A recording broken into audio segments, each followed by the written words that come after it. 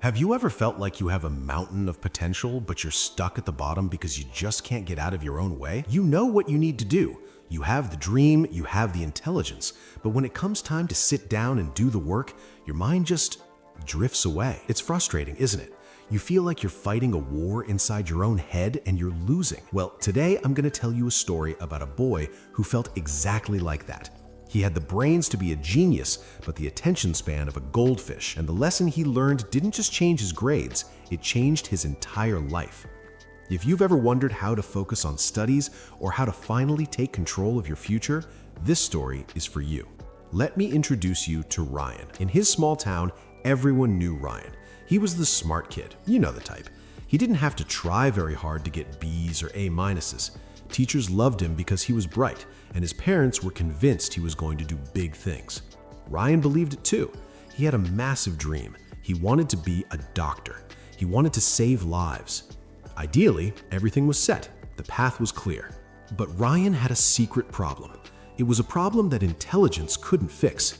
Inside his head, it was chaos. Ryan's mind was like a TV constantly changing channels. He would sit down to study biology, and within 5 minutes, he wasn't thinking about cells or anatomy. He was thinking about a video game, or what his friends were doing, or just staring out the window watching a leaf fall. He fell into that classic trap. He would look at the clock and say, "Oh, it's only 4 p.m. I have plenty of time. I'll start at 5 p.m. Then 5 p.m. would turn into, "Well, it's too late now. I'll do it tomorrow." He was telling himself a comfortable lie. He thought that because he was smart, he didn't need to be disciplined. He thought success was something that just happened to smart people. He didn't realize that talent without focus is just wasted potential. The bubble finally burst when the school scholarship exam results were posted.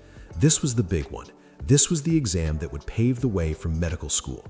Ryan walked up to that notice board with a little bit of arrogance. He expected to see his name near the top, but he scanned the list and kept scanning. He went down to the middle, nothing. He went to the bottom, nothing. He hadn't just missed the scholarship, he had failed. He looked around and saw his friends celebrating. These were guys Ryan used to think were slower than him. They had to study 3 times as hard as he did just to keep up. But there they were, holding their acceptance letters. The teachers who used to praise Ryan looked at him with something worse than anger. They looked at him with pity. That evening, sitting alone on a park bench, the shame hit him like a truck. It wasn't that he wasn't smart enough. He knew the answers. The problem was that he had simply wasted his time. He realized that all the intelligence in the world means nothing if you can't sit still enough to use it. He knew he had to stop wasting time, but he didn't know how. Ryan decided he couldn't do this alone. He didn't go to a math tutor or a science teacher. He went to the one person in school known for iron discipline, Coach Miller, the physical education teacher. Coach Miller was an old school guy. He didn't speak much, but when he did, you listened. Ryan confessed everything. He said, "Coach, my brain is broken. I sit down to work, and 5 seconds later, I'm thinking about 100 other things." Miller didn't give him a lecture. Instead, he took Ryan out to the sports field and handed him a toy bow and arrow. He pointed to a target board far away. "Hit the center," Miller said. "If you hit the center, I'll know you have focus." Ryan pulled the string back. He looked at the target, but in his peripheral vision, he saw the trees swaying. He saw a bird flying. He noticed the paint peeling on the fence. He let the arrow fly, and it missed the board completely. Miller asked, "What were you looking at?"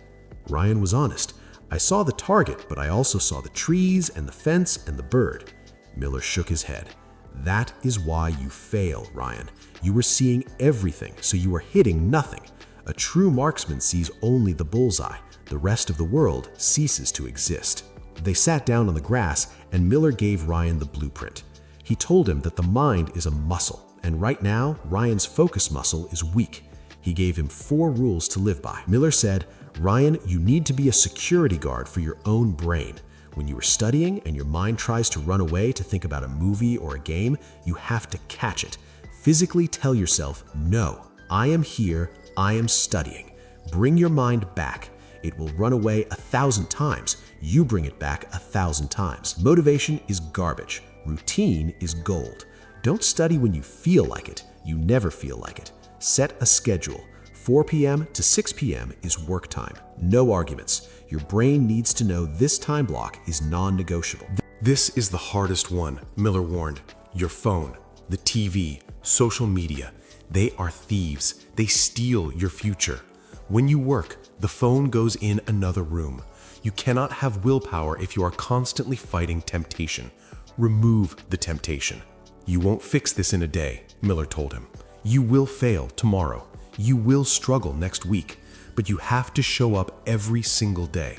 Small habits, repeated daily, create massive success. Ryan took this to heart. And let me tell you, it wasn't a movie montage where everything was suddenly easy.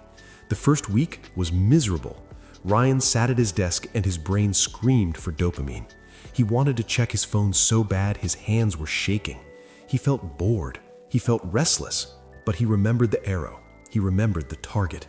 Every time his mind drifted, he pulled it back. Focus. Pull it back.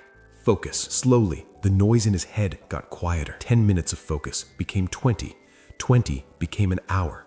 He stopped relying on being smart and started relying on being consistent. A few months later, the next big exam came around. Ryan sat down, and for the first time in his life, the world disappeared. It was just him and the paper. He wasn't thinking about the birds or the trees. He hit the bullseye. He didn't just pass, he topped the class. When Ryan went to thank Coach Miller, the coach gave him one last piece of wisdom that I want you to remember. He said, "Ryan, never forget this. The human mind is like a wild horse. If you let it run free, it will drag you off a cliff. It will take you wherever it wants to go, usually towards laziness and pleasure. But if you take the reins, if you train that horse with patience and discipline, it will carry you to places you never dreamed were possible." So, my friends, the choice is yours. Are you going to let the wild horse drag you around, or are you going to take control? Ryan's story teaches us that study motivation isn't about feeling excited, it's about self-discipline. If you want to learn how to focus, you have to be willing to stop procrastination and build mental toughness. It requires a success mindset where you value your future more than your present comfort. Use these study tips. Consider a dopamine detox to clear your head and work to overcome laziness. Embrace these productivity hacks and tame your mind. If this story helped you, please hit that like button. It really helps the channel. And make sure to subscribe so you don't miss the next story that might change your life. Keep moving forward, and I'll see you in the next one.